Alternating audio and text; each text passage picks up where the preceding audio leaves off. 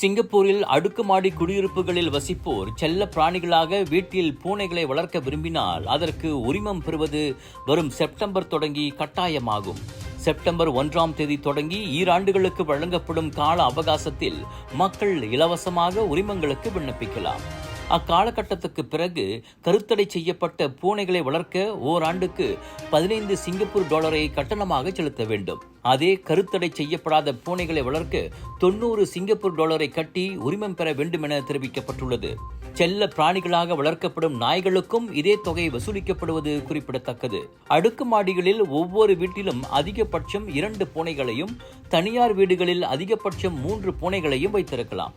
அப்படி வளர்க்கப்படும் எல்லா பூனைகளுக்கும் நுண் சில்லு பொருத்தியிருக்க வேண்டும் என்பதும் கட்டாயமாகும்.